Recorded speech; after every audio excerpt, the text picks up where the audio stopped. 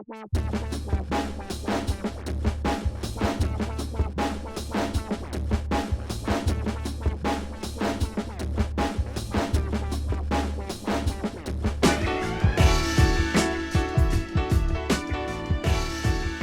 to episode 7 of the SNARLcast about indie wargames and their design, coming to you from Snarling Badger Studios. I'm Adam, and I'm here with Vince. How you doing, Vince?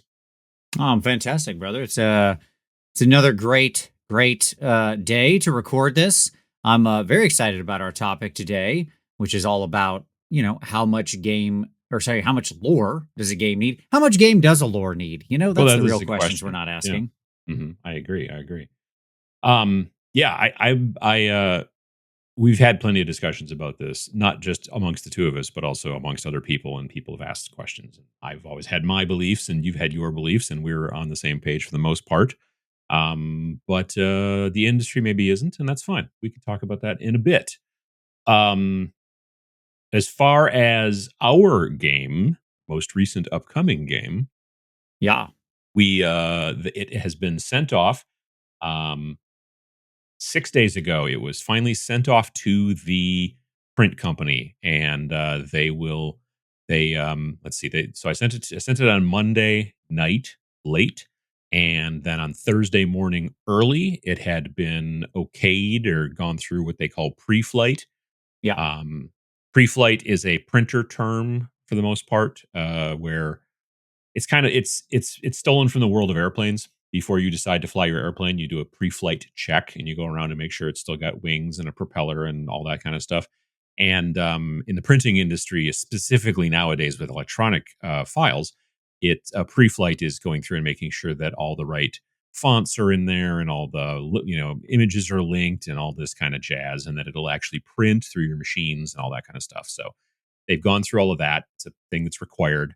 And then they said, "Yep, now you can get a proof printed, because that's a requirement." Yes, you have to get a physical. Anxiously awaiting our proof, which will hopefully be here this week. Yes, as we're recording this. So that would be lovely. So we pay. By the time you're listening to this, hopefully it's already in our hands, and we are reviewing it and finding no issues. Yeah, that would be great. We're paying $102 for shipping to get it next day aired, which is kind of crazy. I remember back when we did our first game, Rain in Hell, it was like $67 to get the book sent next day air, and we were like, 67? Are you crazy? And now inflation's a hell of a drug. It is. And the thing is that, and this is the thing that drives me nuts, and we've had conversations with our rep at the company, but when a publisher says, "I need a proof, please, so I can sign off on it and send it off to so people can buy it," we still end up in the same queue as every other purchase on that website. We don't get kicked to the front, even though we've, basically once they eventually do print it, then it'll get set next day air, but we get no other rush consideration, which is a real bummer, because, it'd be super nice if they could it's one title, just kick it it's just one book. We're not ordering 100. We're ordering one book for a proof. They could just kick it to the front of the line and then ship it, and we'd have it in days. But instead, it's sometimes longer. So, I think this would really be a good publisher benefit for them on the site, because you're always going to order one copy for your proof. That's what you're limited to. You can't sneak in a big order, right, or something like that, and be like, "Haha, I beat the system. I got my 100 copies right away." Right? I think, I swear to God, there was a thing that said, "Hey, don't do that," which means to me that you could if they have to say, "Don't do that." They could just be like, "Well, if you order more than one, you won't go to the front of the line." Right? Sure. Yeah. It could be like, for a publisher, if you sold this many books or something like that, it could be like a reward for the tiers to keep their loyal publishers loyal. This is kind of basic stuff that they could do. But again, it's because of the nature of the printer company, not necessarily the publishing company. Exactly. It's not the publishing company that's doing it. It's because they're dealing with a print company, and then that print company is a big company that works with all kinds of different people, and they can't. It's a thing, I'm sure. But nonetheless, it would be super nice. Otherwise, I've been looking at models on my mini factory to find some models to get printed so that I can paint them up quick to use them in the videos that we'll be making. I have been recording my video already, my first one, and I'm going a different direction. Like, you're going the 3D print thing, and that's cool. Nothing wrong with that at all. Mhm. I am going the kit bash way for Mhm. mine, and I have made an exciting little miniature. I will say no more, Mhm. about what it is, but I'm loving my little thing here, and it's a little weirdo, Yeah. and so that'll be ready, and that I'll have a nice little hobby cheating video out of this guy. Nice. So how so besides working on that figure, what other kind of hobby stuff or gaming did you get done this I don't know, weekend since we last talked? Anything like Yeah, that? sure. It's been very busy. So I actually finished up a very big project. I was working on like a competition piece, specifically Miniac's cheerleader that he had done recently, Mhm. which is like a I saw big display pictures. bust. Yep. What's that? I saw pictures. Yeah, yeah. Yeah. So finished her all up, which was great. Very happy with how she came out. Fun time, good, very fun paint. Exactly what I like in a display miniature. So got that done, got some videos made out of that, and then basically jumped right into the Git Bash project. So Mhm. from one thing to another. I am currently so I this weekend on Saturday, basically I didn't after working for about 2.5 to 3 weeks, pretty much sort of nonstop on getting the book Right. laid out and all that kind of stuff. And then like last weekend was finishing up the book layout. Plus I had Patreon show on Saturday and then every other Sunday show on Sunday and all that kind of stuff. This weekend I didn't have any live shows on Saturday or Sunday, which was kind of nice. So it was kind of a bit of a weekend off. And I sort of I did do some hobby, for sure. I also my wife and I did some errands and things and stuff we had to do as well around the house, but, I got, the new starter box from Blackout, the sci-fi tactical, miniature game that I enjoy so much. Probably, gosh, was it before the end of the year? I think I ordered the new because I ordered the original two-player starter some time ago. Those guys are painted. That's Okay. Manticore versus Harlow.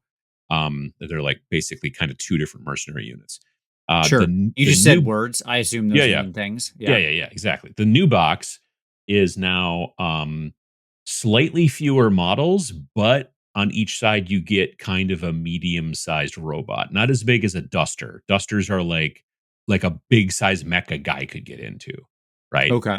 These are more like Like one of dreadnought them size kind of thing. yeah, not quite that big. Not anywhere near like the size of a let's say Redemptor Dreadnought, but maybe like an old-timey Dreadnought. You know what I mean? Okay. Like not, not the original ones. Those were crazy I know what you looking. mean. But yeah, um, but these are a bit smaller. This is like one of them honestly looks very not doesn't look like Ed 209, but he kind of looks like Ed 209. He's got like kind of just sort of That's gun cool. pods on, and but his legs aren't chicken walker legs that go backwards, and he's a bit stockier and stuff. But it's a cool thing. So anyway, that's the new starter box, and I think one side is like UN, like United Nations Recon, and the other side is Task Force Boone, which I don't know anything about, but they're cool models. And so Vince and I were talking about this earlier about how nice it is because like you could order from them and they will ship you, I think, poured resin or they'll ship you 3D printed resin, depending on what you choose when you order. And I preferred the 3D printed resin because I literally had to clip a tab off of each of their feet so that it was like an informational tab. So when they just dig into a big bin of them and they can make sure they got the right one, it's got like a Yeah, serial yeah. number on it. So you clip that tab off and then you glue it to a base. There's no scrape and And mold you are lines. done and ready to paint, and it is glorious. This is the greatest part about the 3D printing revolution. I agree. I still put terrain or like, stuff on the bases. I still do Of some course. base texturing before I prime. But yeah, that is the thing. No building for the most part. The bigger robots did need to be glued together a little bit because they're, coming in a few parts, but it wasn't a big deal. It was actually pretty easy. But the little kind of spindlier, smaller people, they're on like a 25 millimeter base. They're definitely not Primaris size. They're like normal 28 millimeter scale humans for the most part. They were all literally they were like one part, and you just glue them on there and go to town, and it was real nice. So I did You ever that. put together an Adeptus Titanicus robot, like one of the big ones? Oh God, no! Oh yeah, they're like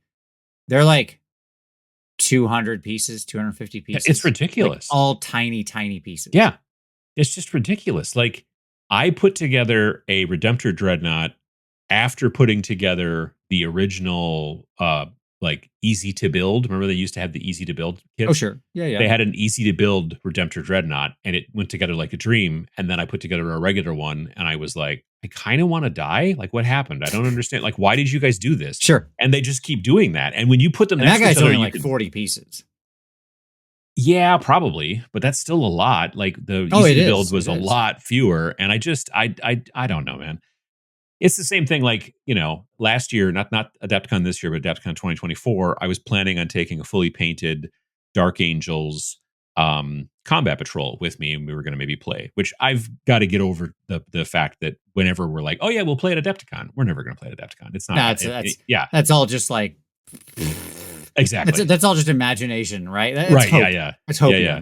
hopium. I brought Trench Crusade, and me and Vince, or not Vince, me and Sam and uh Phil, the Glacial Geek, and Dave Taylor. Like all of us were like, oh yeah, we're gonna bring our stuff and we're gonna get together. And we're gonna. You never have the time. You're doing other stuff. Right. Anyway, so I was gonna bring that stuff, and I still had like a 2 weeks maybe out until Adepticon, and I had built and painted the Redemptor Dreadnought, which is monstrous, but it did. Yeah, I like how it turned out at the end.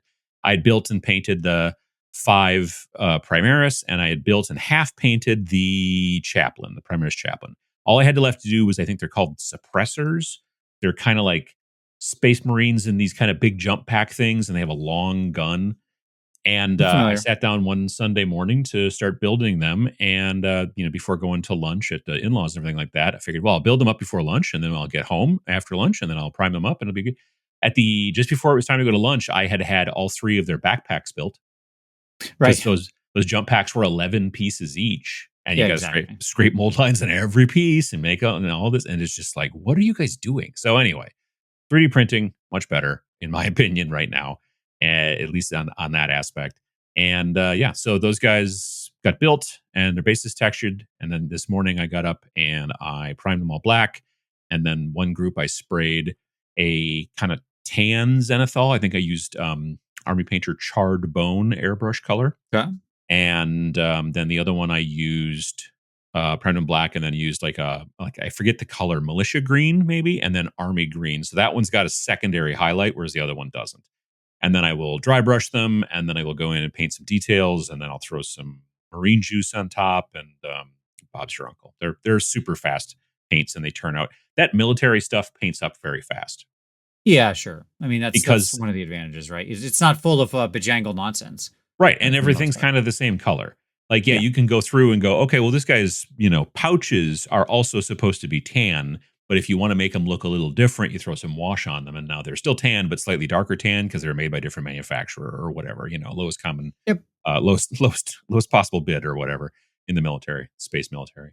Not as bespoke as, say, an Eldar aspect warrior Oh, or good something, lord, right? no, thank God, and not covered in skulls. There's no skulls at all, so there's that benefit sometimes as well. But yeah, so then I'll have 4 forces ready to go for that, and I'm looking forward to that as well. There are people starting to play it in my local area, which is cool.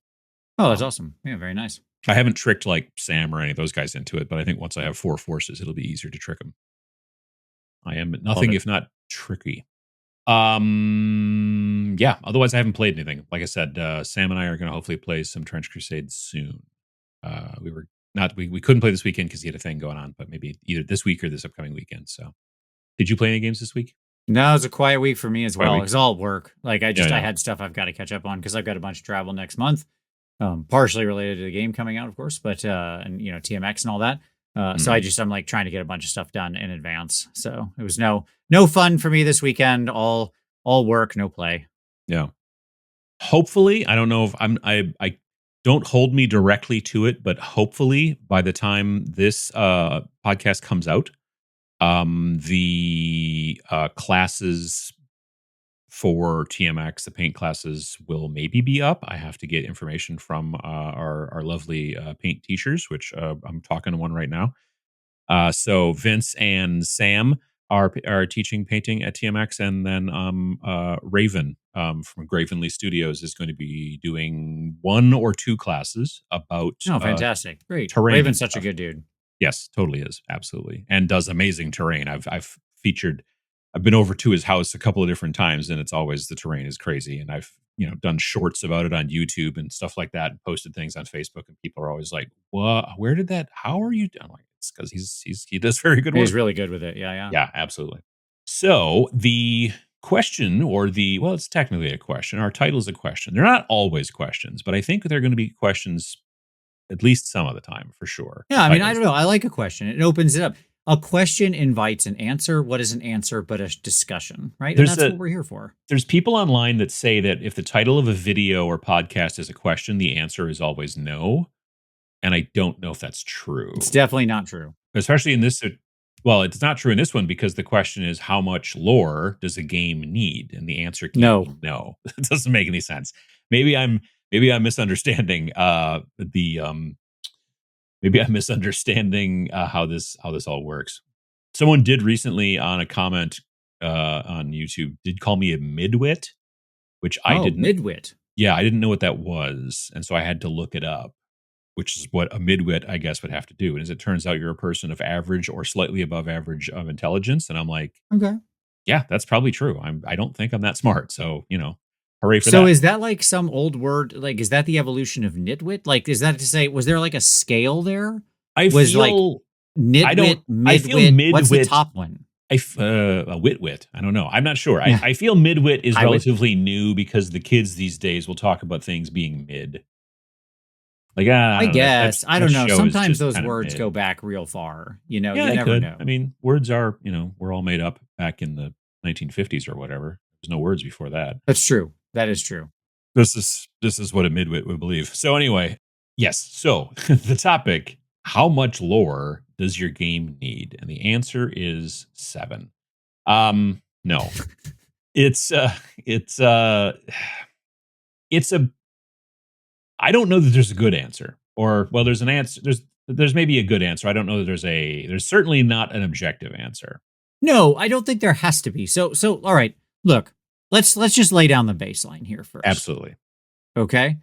So, baseline. What are we even talking about? Lore, Well, fluff, narrative, but we're talking right? also about war games. Yes, yes. Yes, because That's this will not work in a role playing game. well, thank you. Not You raised much. exactly where I was going to go eventually. It's such a Mhm. that's a perfect tee up. Okay. So, what is this stuff, right? It is theoretically the world, the environment, the story that is happening around whatever your game pieces or Avatar. whatever your avatar is experiencing, right? So to put it in like novel terms, okay, the lore or the narrative is the story, whereas you and your game and what you're playing and you piloting your figures is the plot. Does Mhm. that make sense? Okay. Mhm. Mhm. All right. And so the question is, how much lore do you need? Because I think there's some people who really get into this stuff, and we'll talk about why in a little while. Mhm.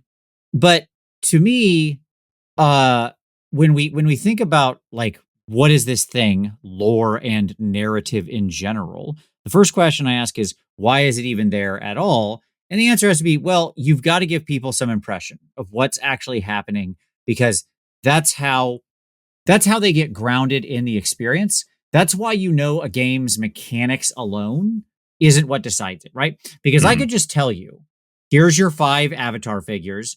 They have guns, they shoot guns at these things, which are little blobby monsters that try to kill and attack them, right? And give you no context or story. And you're probably not going to be too motivated by that, even if it's like the best mechanics you've ever done and you played in your entire life. Okay. If you have no definition of what the enemies are, no definition of what your people are, it's just both people are kind of just blobby people, right? It's just nothing then. It's not an I experience. mean, You need something. now on counterpoint a little bit is that Sure. that's to some degree what's going on with one of my favorite games, Space Weirdos. Like, there's basically no story in there. There's no, oh, this is what's going on in this kingdom. There's no, oh, this is what's going on in this planet. The idea is that we're giving you a framework and allowing you to build your own lore, which I think makes sense in many situations with certain games. And there's levels, obviously, but with something like that, a game like that, it is very much about just like, build, this is a framework to build what you want. Now there have been other games out there that have done that as well. I've seen plenty of games out there which I have a tendency to call Aztec and astronaut games, Okay. meaning we're going to give you a framework and you can build anything you want. If you want to have a Got it. battle between Aztecs and astronauts, you can do that. Our system will make it work. That's somehow more boring. I don't know why, but it is. And I've talked about Like this a before. you don't like the universal engine stuff. Exactly. Whereas Space Weirdos, like, and I've said this before, the name and the cover do a lot of heavy lifting, right? As far as But that's lore it. is That's concerned. still the frame. That's lore, right? Like it's a To sci-fi some game. You're degree. in space. It's doing these things. It gives you a basic setting. The Yes. point here is what you need is some kind of frame to hang your expectations on. But that's the right? bare minimum, probably. Absolutely. It's just like, I think you can actually get away with extremely minimal. Here you go. Ready? You are planetary explorers fighting aliens on hostile planets you're discovering. That could be Done. the entirety of lore. Sure. That's it. Yeah. Right? I've given you a grounding. I've given you a frame. What is that? A sentence? Two? What did I just say? Two sentences, right? maybe. Yeah. Sure. Okay. And like, that's lore. There you go. Now, is it compelling lore? Is it going to keep you coming back? Do you want to learn more? I don't know. Probably not. That really is as weak of a frame as you can get, but you can hang on it whatever you want. You have all the freedom to create your own story within there, right? And we'll get into more of that later, like the freedom to create. And it allows you as the player to then make your own story. Like, that's a thing that I personally kind of like in games, is that when I'm not like, when I can do my own thing. I mean, take a look at something like Warhammer 40,000. How many people make their own custom chapters? Why do they do that? Why don't they just go, I'm going to do Blood Angels, or, Space Sharks, or, Rainbow Warriors, or whatever, all these different, strange. All the popular ones. Yes. Those exactly, three, the three most well-known chapters. Yes. Those ones. Right. And it's, they do it many situations because they want to paint differently, but you could also be like, these are Blood Angels, but they're blue. Yeah. Well, blue blood. There you go. Boom. These are like these royalty. I don't know. And, it's just like, you can do your own thing, obviously. And we keep telling people that so that they understand it. But when you just give me a jumping off point, I find it more interesting personally. Okay. So I think this is a good chance for us to talk about how we think about lore in our games. Let's start there. Sure. Okay. So I think that how we think about lore in our games breaks down to a couple of categories, which is, and then we can explore each of these. But here's my framework for the framework of lore and how I address it when we're writing it. 1, talk as little as possible in expositional lore-based dialogue. Like, use as little space as possible to tell as much story about the flavor, the emotion, the tone, and the experience of the world as possible. Right? So you want density, right? We try to go for like 1, 2, 3 pages, but that gives you a dense experience of exactly what's happening, often from a point of view character in the world. Like, a lot of lore we've written for our games is from point of view characters in the world experiencing the thing. Right? I mean, if you look at Space Station Zero, people, you're learning the story of this ship landing there, and because they ended up where they didn't expect to, and now they're there, and now they're like discovering what's going on, and that's what leads you into the game. That's right.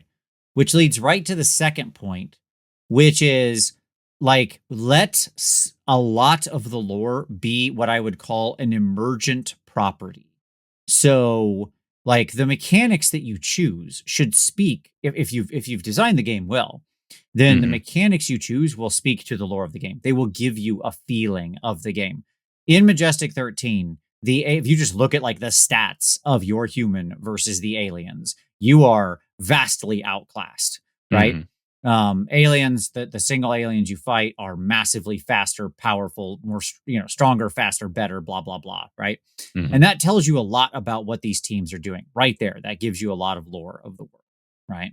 Yeah, I think that, we've talked a bunch about like the initiative for Reign in Hell, the way it works and what it means for what's going on. And then the initiative for a game like Bolt Action, where you're reaching into a bag and you're reacting to what's happening because there's explosions and fog of war and smoke.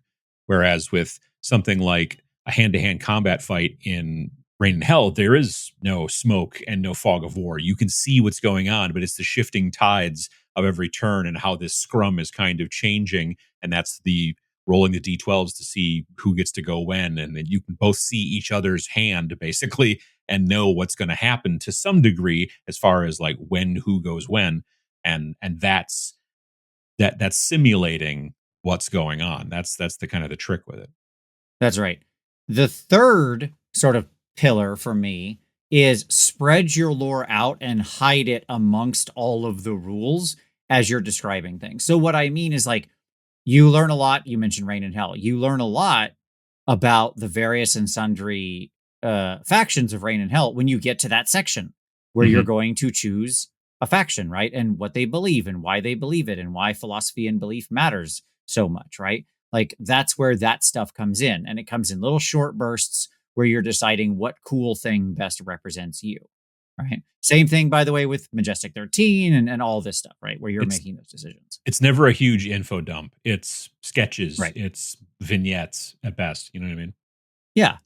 And I think all of that is because for us, as you said to you, this is something you know, I know you've said is important to you. You said it already in this podcast. And it's important to me too. Mhm. We want people to be able to experience the story of our games in whatever way they want, right? Like that's play our games however you want, Mhm. change whatever you want, do whatever you want. Like, and also because we're miniatures agnostic, we want to leave lots of space, right? For that to actually um for them to actually be able to create whatever figures they think is appropriate, right? So in Majestic 13, if you want your team to be a bunch of like cool military men in black looking people, fine, go for that. That's great, right? But if you want like cybernetically altered, you know, humans or something with cool robot arms, yeah, go nuts. That do that too, you know, like I don't care. And we give you, in that particular game specifically, 13 different factions to choose from when you are picking your team. So Right. Right. you've got, the Sanctum, you've got the one percenters, you've got, like the farmer people, like you've got all those different groups. And that can also help to drive what kind of kit bashing you're doing, what kind of models you choose, all that kind of stuff. So we didn't want to just be like, it's a team of guys and they're gonna be fighting some aliens. We wanted to give a little bit more than that. So that, I mean, Yeah. honestly, I would say that Majestic 13 is probably the game that has the most fluff in it, the most lore. Yeah. Well, you know, we also trick people. Like, we'll oftentimes do sidebars of little point of Mhm. view speeches and characters, right? Like in Death Wizards, we had point of view characters for basically all of the necromancers, Yep. right? So there was like a point of view, uh, um, a spirit caller and so on and so forth, right? Yep. Yep. And throughout the book, in sidebars and stuff like that, we would have little tiny, 1, 2 paragraph vignettes where they would kind of talk about themselves and how they saw the world. And it gave you a lot of information about that thing, right? Because they were sort of Yeah. these templated representations of their quote unquote faction, right? Cool Mini or Not made a miniatures game that I really enjoyed back in the day before they went all weird. And it was called Wrath of Kings.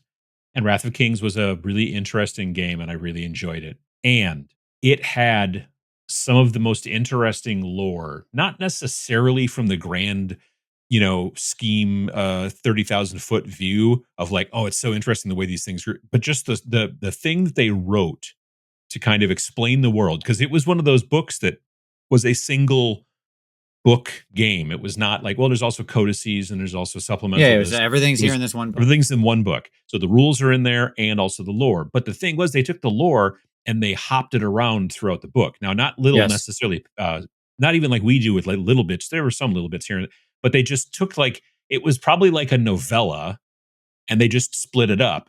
And very frequently, when they would be talking about a new faction, they would put a big chunk from somebody in that faction's point of view.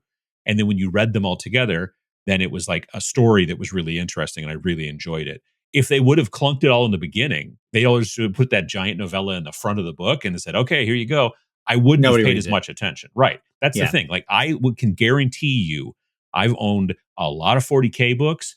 They come with a lot of lore, always lumped in the front of those things. I've never read more than a couple of pages. I've maybe skimmed to go, why is this guy got this kind of, oh, okay, great. Yeah. But I've never sat down and said, okay, well, I'm going to read 70 pages of lore now, which is the same as the last book that came out 3 years ago with slight tweaks. You know what I mean? Like, It's never been Yep. for me that interesting, but I know there are people out there who live and die by that stuff, and that's fine too. But you and I have always said, and I think it's very true. Like we'll pick up some skirmish game somewhere and look at it, and if there's 20 or 30 pages of lore at the beginning of that skirmish game, that person probably just should have written a novel. Yeah, well, it's the difference. It's funny, like because I think about this completely differently. So I was a role player before I was a wargamer, Mhm. right? And you know, recently I've been going back to some old school D&D books and stuff like that, reigniting my love for some of the older D&D products from back in the late 80s and early 90s.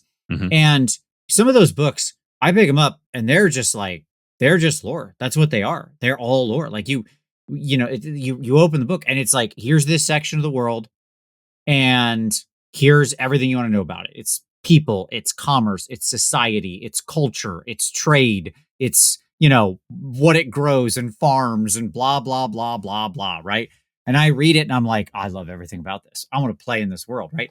Because there's a difference between me taking the avatar of a single character and trying to experience, quote unquote, a real life in that world and me taking some figures and putting them down on the table to play in a war game experience. I can't explain why it's there.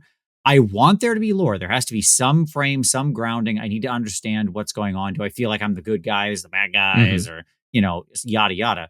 But I don't care about their mercantilistic policies. And it makes sense in a role playing game. It absolutely makes sense to give you the flavor of the world, especially for the DM, because the DM has got to understand. So, and if it, I would, and I've never been a DM, but I would assume it's very good to read that stuff. So at some point, when a player character is like, "Yeah, but what about this?" You can be like, "Well, this is how they do that here," or whatever, because you read Correct. it Yeah, once. you want to have You those answers. It's nice when it's there and you can just be exactly. like, yes, well, this is how it works. But none Yeah. of that is a necessity for miniature games because of just the very, very different way in both of those types of games are played, obviously. Well, there's a much more narrow focus, right? It generally, in unless it's an unusual cozy game, which could be different, but you know, the Sure. vast majority of war games are war games. They're about Right. fighting, right? It's the fighting bit. Yeah. Yes, it narrows the focus. Whereas a role playing game theoretically has three pillars: combat, exploration, and communication. Okay. Mhm. Mhm. And in those second two, that means you need to understand broader parts of the world. What are these mountains? What's in them? You know, who used to live there? Who lives there now? That's Sure. exploration, right? Or you go into a city and who is the city full of and who are they, what do they have to offer on trade and what are they going to want to hire you for or do they want to kill you? That's interaction, right? That kind of thing. And the massive That stuff doesn't benefit. matter. Well, it does, but no, not in war games. You're Not in a war absolutely game, right. yeah. But in it's. I think in my opinion, and let me know if I'm wrong here because I'm not really much of a role player these days. It's basically about igniting your imagination as the DM. Right. If you're Yes. reading something about how these guys used to live in this mountain, but they don't live there anymore, and now these people are in these mountains or whatever, you'd be like, yeah, but what if we find some stuff from the guys that used to be there? And then you write some, you know what I Exactly. mean? What if there's a Like, lost mine that contains their exactly. ancient temples and Hmm. secrets and treasures? But you must navigate the gnolls who have taken over these ruins now. Yeah, exactly. Exactly. But if you don't have that information, in a book to get you to go, then you're not as easily going to come up with fun and interesting things for your PCs to play in. When you're playing a war game, it's about my guys and your guys. Hey, let's fight. You know what I mean? Like there's not Sure. necessarily And as it's much like depth there. that's right. And like I said, it's nice to have the motivation. Do you feel like the Yes. good guys or the bad guys, right? Are you trying to destroy the world or save the world? Are you trying to Hmm. build giant cool machines? Are you trying to destroy giant machines or build new cities or destroy cities? Like I don't know, Hmm. stuff. Yeah, The yeah. the things that our armies are generally trying to do or whatever, right? Right. But because you're not one person, you're not living a single individual life generally. There are some war games where obviously you're piloting a single model, but it's pretty rare. Most of the Yeah. time you're piloting, you know, 8, 10 figures at Or an army. minimum, whole Yeah. armies at the high end, right? Hmm. And so you don't it's just not the same. It's abstracted. So we like to leave it open. We want to give enough lore to ground people into the world to let them get in there, understand what's going on, what's the general like politics, themes, movers, shakers, power players, and then okay, you go. Your turn, right? Now Hmm. now we hand you the keys to the kingdom.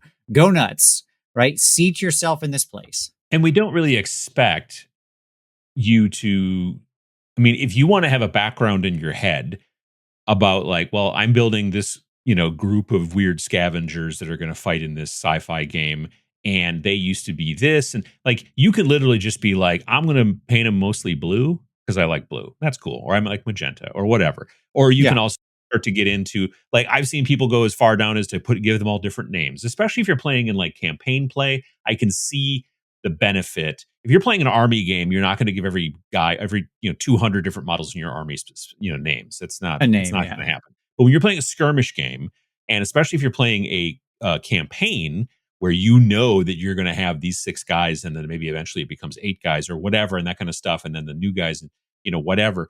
But when Sir Franklin dies, you're going to be like sort of bummed if you've actually bothered to name him. Whereas if just like that, Blue Knight dies, you'd be like, well, that Blue Knight died, and there's a benefit to that. And having that kind of headcanon, I think, is interesting. I'm not completely anti lore. I just like to make it up myself for the most part, and Yeah, that's the that's way right. I I want to be able to tell my own story, paint my am. miniatures however I want, create my own plot, create my own adventures, my own exploration, my own everything, right? Of the world.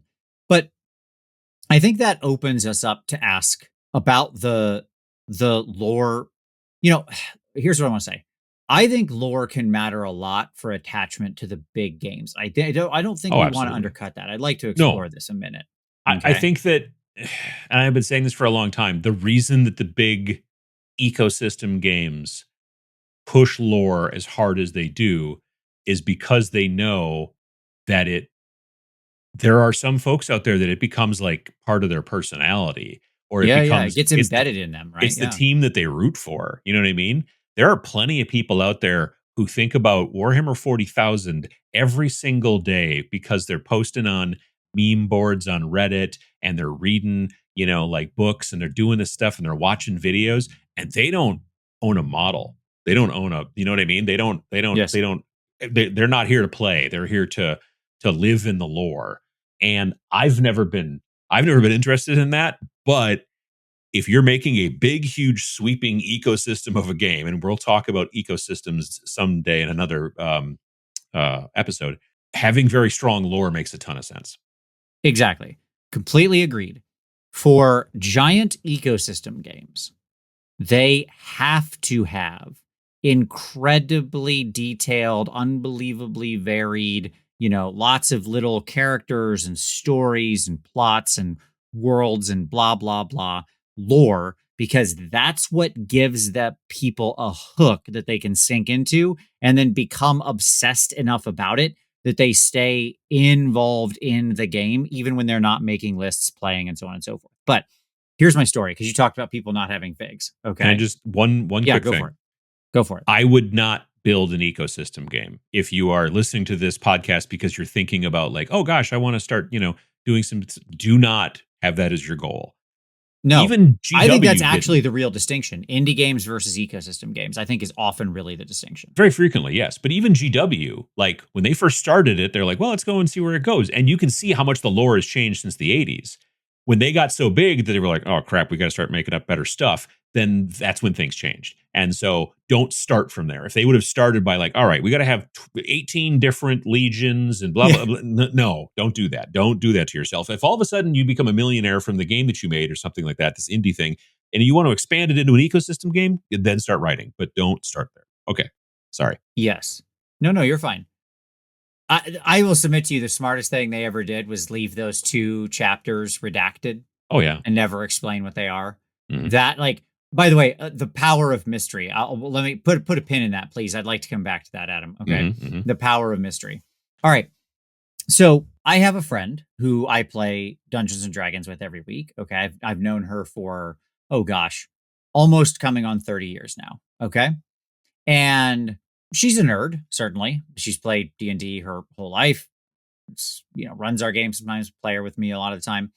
Zero interest in anything wargaming related. Has never, ever, ever in her life been interested in a war game. She has Mhm. occasionally painted little figures for D&D, right? Like, Sure. that is to Sure. say, a character or something, but really no interest in the hobby or anything like that. And I was having a discussion one day about YouTubing and I mentioned, like, I think I mentioned Luton or somebody, right? So Luton09, right? The lore Mhm. guy. Mhm. And she was like, "Oh, I know who that is. I listen to him all the time." I was like, "What? Why? You don't play Warhammer or like Warhammer or have ever engaged in Warhammer?" She's like, "I don't know. I just find it interesting. I listen to it at night before I go to bed. It's like listening. It's like instead of reading a novel." And I was like, "That is crazy to me." So you don't even know this world, and you're like, "Just let me learn about these sisters of battle. What's going on with them, huh?" This is why there is not a single wargaming related channel, I don't think, that's hit 1,000,000 subscribers yet. But the first one that will be a lore channel, guaranteed. It won't even be GW's own YouTube channel. Last time I looked, they were maybe at 750,000. I haven't looked in a long time, but um, the first channel that'll hit, it'll be a wargaming channel that'll hit 1,000,000 will be like I think Luton's over 800,000, That I sounds right. think, Yeah, last time I you know? looked, yeah. Yeah, But yeah. yeah, so those will be the channels that'll hit, and it's because they will be interesting to someone like your friend, even though she's not interested at all in wargaming or playing wargaming or any of that stuff, but the stories can be compelling. I mean, they make a lot of money off of Black Library stuff, you know? Yep. And Absolutely. I've had discussions with Absolutely. people, and you and I have had discussions about when's the day when they just become an IP company, an intellectual property company, and they're no longer, they're like, well, we could keep making models, but it's actually just better if we don't because we make more money just by, now our movie franchise, the Warhammer 40K cinematic universe or whatever, this is its 12th movie, and the TV shows and the plushies and the bed sheets and all that kind of stuff. Like at that point, Spaceballs, the toilet ex- paper. Yes. exactly. And so, yeah, I mean, story can be very important to people.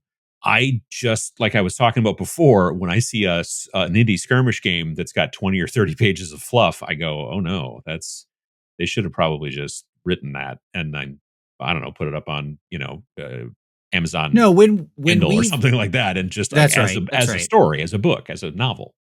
When we've tackled this, like, I think our game that has gotten the most lore attention is certainly Rain in Hell, right?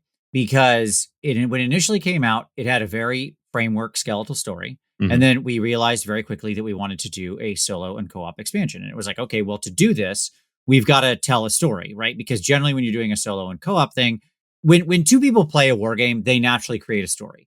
The Yep. orcs met the humans, they had a fight, the orcs won, right? There Like you that, go. a natural story evolves. But when you're playing solo or co-op, you need some kind of like way to facilitate what is happening here, right? It's not just Mhm. necessarily always just it can't just be other people, other imaginary AI controlled things fight or whatever.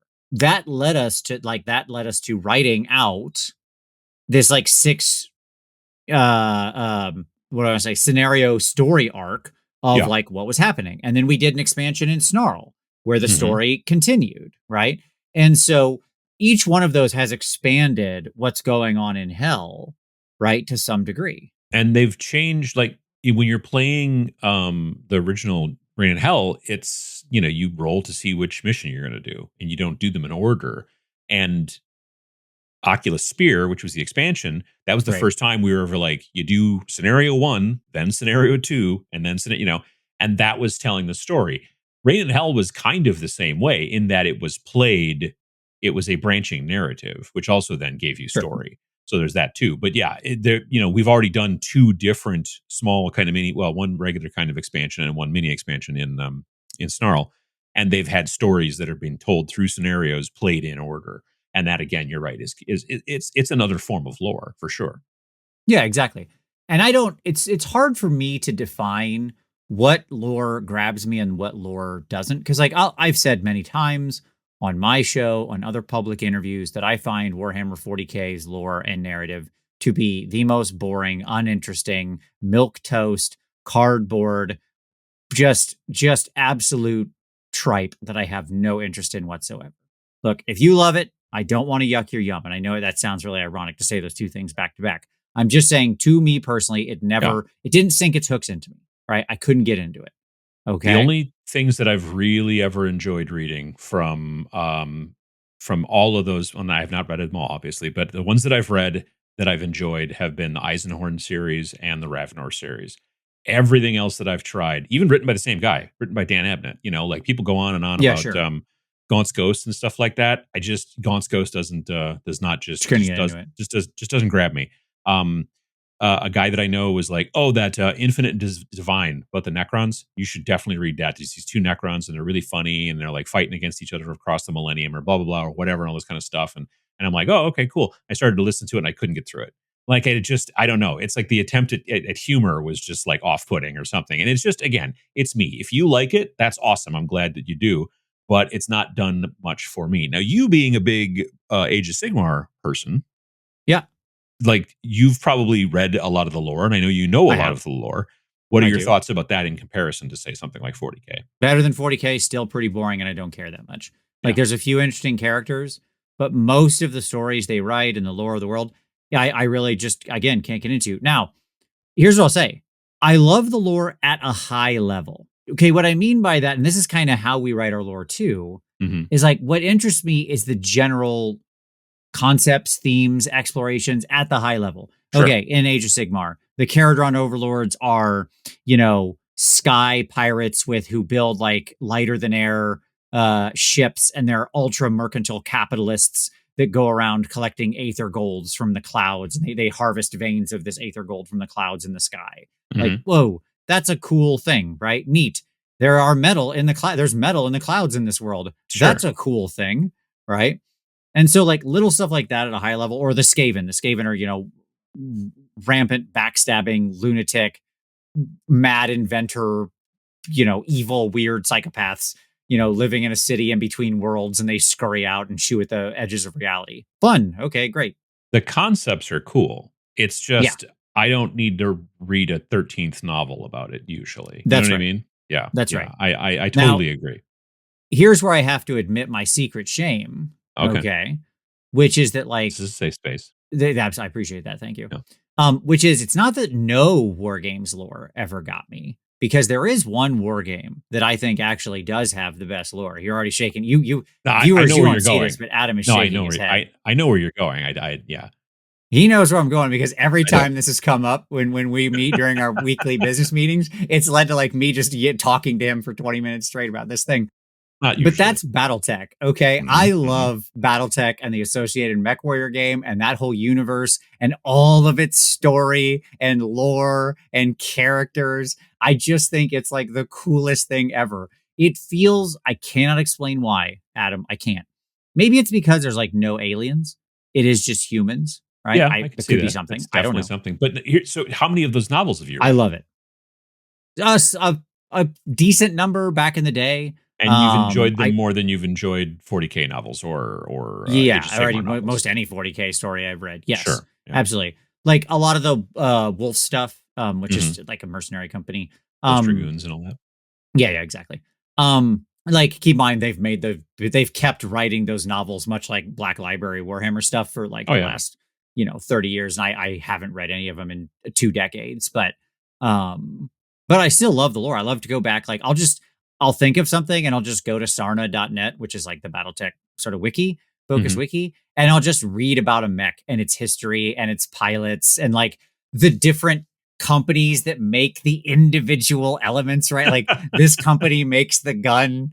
Like, oh, what does this company do? And oh, they make these particular weapons, right? They make the PPCs. Like, that's cool as. I can't explain why it's so fascinating to me. It just is. Well, I mean, it's like Star Wars lore. I remember being a kid and like getting like books and stuff like that from Walden Books that would explain. They would be like cutaways. You could see the inside of the Millennium Falcon and the inside of Sure, yeah, the yeah. Star Destroyers, and you'd learn about the different companies that made the different things. Corellian and like all these different things. And it was very interesting to me as a nerd.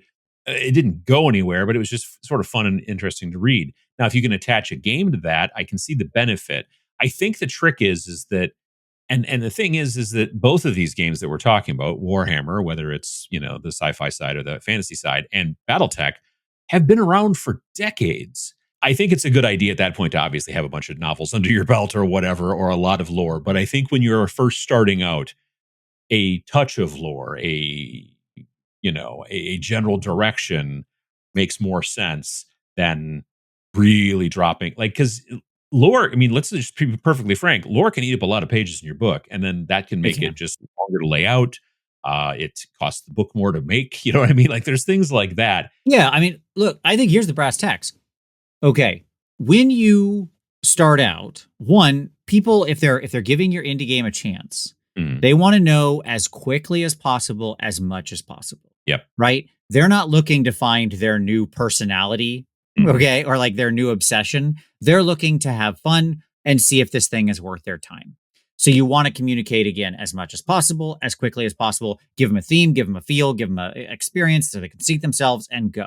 Right? Vince and I were looking at a That's not what Warhammer's doing. no, no, no, no, absolutely. But Vince and I were looking at a title on Wargame Vault before we started recording, and they like led off with the lore, like in the description. Every title on Wargame Vault has some sort of description to hopefully get you to buy the game.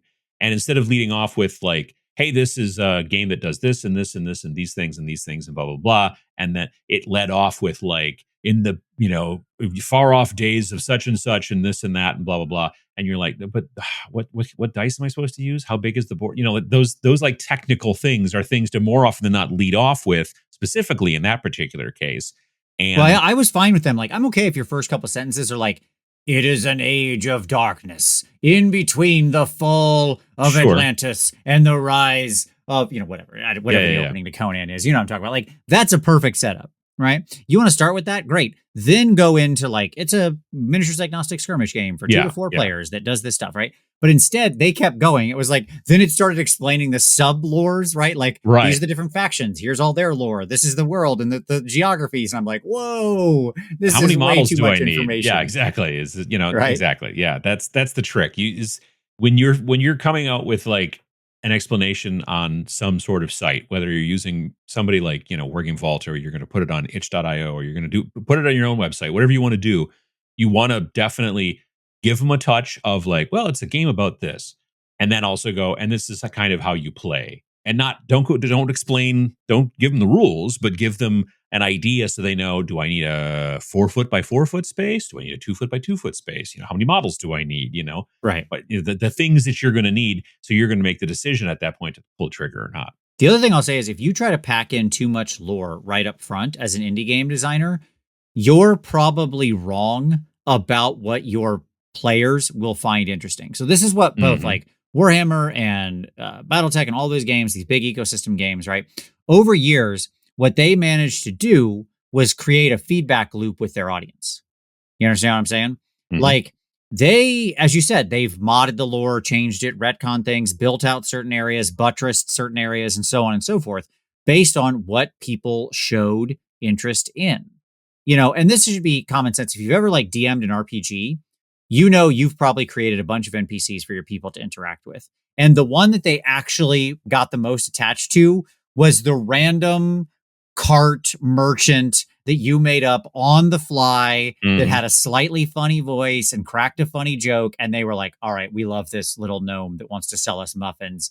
This is the best NPC ever. We're now best friends with this thing and we'll never let you forget it, even though you thought of it in 2 seconds, right? So Exactly. if you try to build out all that lore beforehand, you never thought of the gnome muffin seller. But then that turns out that's what your players are most interested in. That's my point, right? In a war game, you're gonna create a framework, you're gonna have different factions and maybe some peoples or NPCs or stuff like that in the world, and people are gonna grab onto something. And when you see the players grab onto it, that gives you a feedback loop to say, okay, let's build that out some more. If you do want to continue evolving the game.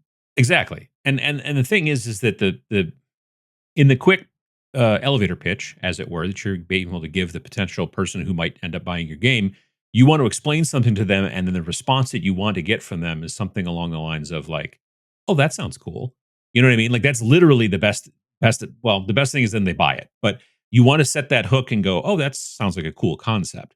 And that person is going to be taking that concept from one of two different ways, at least as far as I can see. And let me know if you think anything, you think I'm wrong here, but for me, I'm going to listen to the story that you just told me, the quick elevator pitch, and I'm going to be like, I can't wait to try to figure out what models I want to use for that. Or I That's want to right. see if they make models or whatever. Like that's one thing. And then there are other people that are like, I want to like build emergent stories off of that framework amongst me and my friends, whether we're playing versus games, whether we're playing co-op games, whether I'm just playing solo. I want to like live in that world a little bit.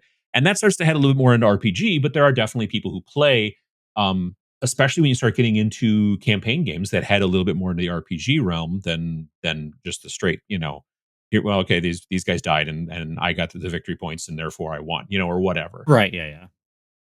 And I think that Yeah. I that mean, is if the important thing. I think that getting that vibe to set that hook, you need to have yes, something in many situations, but it doesn't have to be maybe as much as you were thinking about. if I was going to explain Warhammer 40K lore to like somebody who knew nothing about it, right? I would simply say, in the grim darkness of the 41st millennium, there is only war. Humanity is beset on all sides by the forces of evil, madness, and destruction. There is no hope for victory. There is only survival. Done. That's it. That's your pitch. That gives everybody everything they need to understand the universe, the theming, everything about it. And then they go, oh, that's not either that sounds cool or that sounds like something I don't want to know about. Right. I would Like, be in the I would that's be in it. the latter. I would be in the latter. I'd be like, "Ugh, yeah, I don't think I want to do that." That sounds That sounds and it's depressing. yeah, I mean it honestly does. I don't know what like the thing that got me into 40K was two things. Number 1, it was models, and number 2, it was friends that already played. Sure, of course. That's obviously, the big thing, and that's obviously something you can't depend on, especially as an indie creator that you're like, "Oh, all my friends play it, so yeah, I guess I'll start playing it too." That's not a thing. And in this situation, especially if you're doing miniature agnostic, then the models also don't necessarily do the heavy lifting in the situation. So in that point, it comes down to um, the concept sounds cool, and Yes. and either I want to go further into that concept or I want to make models for that concept, whichever fork in the road you're going to take there. And then the other thing is, like, is this something that, is the rule set something that I find? Because there are games out there that I think are just super cool concepts, but the rules suck and I won't play them. You know what I mean? Like, Yeah, there's yeah. just about it. Like, and I know you and I have talked about this quite a bit, but rules really do matter. There are people out there who play 40K and don't care about the rules at all. Like, they play it and they just don't care. They're just like, well, this is what the rules are. So I'm like, yeah, but are they enjoyable? And like, it doesn't matter. I've got Space Marines and that's all I Yeah, I really think those want. You know people what are I mean? generally the outliers. I think most people care about rules to some I degree. think that many do, obviously, because you see so many complaints about when the rules change and when the rules aren't favorable to them and all that kind of stuff. But yeah, for me, it's definitely got to be rules are really important and lore is a bit less so, but you need to have a little bit to kind of light the fire. No, and that little bit needs to be impactful. The old Mark Hmm. Twain quote, "I'm sorry this letter is so long. I didn't have the time to make it short." Hmm. Right? I think that one of the most important things you can do when you're developing the lore, the story, the narrative, the framework for your indie game is, can you condense it down like I just did for Warhammer 40K into 3 sentences that you think will be compelling and grab people, Hmm. right? Like, can you set up the story of what's happening there that provides a hook that just gets itself worked into people and makes them say, I want to know more, Yeah. right?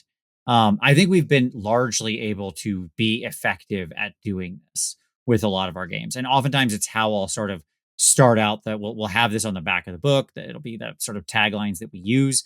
Like Space Station Zero comes to mind immediately, right? Where it was just like, you are from some corner of the universe, your teleport went awry, and you now Hmm. find yourself in a vast area of empty space with absolutely nothing for hundreds of light years in all direction. When suddenly your intercom cracks on and it says, uh, hello, ship, you are cleared to dock in Bay 1 at Space Station Zero. Right? I Boom. mean, I'm looking at the back of Majestic 13, and it says alien sightings have been reported since antiquity. To the public, the modern era of alien encounters started in Roswell, New Mexico, on July 8th, 1947, with reports of a downed alien craft, which were quickly retracted and replaced by the story of a weather balloon. The public remains suspicious, but accepts the story and moves on. Conspiracy theorists claim the government absconded with alien bodies and technology and hid everything from the people. Both stories are, of course, wrong. So like Boom. that's, and Exactly. then it just says it's a miniatures agnostic tabletop war game where you command an elite team of alien hunters in a secret war to protect the earth. That's like you don't need much more than that, really. That's right. That's But if right. it takes like if someone's like, so explain your game to me, and you're like, all right, well, so there's 12 different factions. I mean, honestly, there's Right. 13 factions in this game, but I don't need to talk about them to get things going. But if that's the thing where you're like, this has to be said so you can even get an idea, maybe it's a little bit too All much, right. go back and listen to the opening of Conan. Like Mhm. did I sort of quote it earlier? Yeah, That's how long your lore hook should be. Doesn't mean you can't have more lore than that in your book. You sure. can, but your hook should be just like that. Watch that Conan hook. It is everything you need. Gives you the whole shooting match right there. You're like, I'm in. Let's go. Yeah, Right. That's yeah. it. That's the summary. And they call it a hook for a reason, and it is because that's how you catch fish. And that is literally, it's a very important thing, like to get that right, so that people, if you look at the game on, as a thumbnail, and you bother to click through and you look at it on, say, a place like Wargame Vault, and you're just like, I read 2 paragraphs, I don't know what the heck this is about. You're not going to buy it. It's just not going to happen. But if you're Right. compelled, then yeah, then you'll be like, well, I don't know, how many pages is it? How expensive is it? That kind of You stuff. will And take then the next step. That's right. exactly, exactly. I think that it's important for people to understand lore, and I think that the big examples out there that we all know of are not necessarily, especially in the indie realm, uh, you know, something that we need to look at and go, that's what I need to try to emulate. And I feel that there are Correct. people who are Don't indie. emulate the big guys. Yes. Yeah, there are definitely indie folks out there who are like, "Oh, I've got 38 pages written so far, and I'm only through the beginning part of the lore for my indie, skirmish game." And I would be like, "Put that someplace else. Get yourself a page of that, distill it down to inspire folks, and then try to sell that and see how that goes." Completely agree. Completely Absolutely. agreed. Well, thanks for checking out this episode of the SNARLcast. We hope we're able to teach you something. If you've got suggestions for future topics, hit us up in the comments.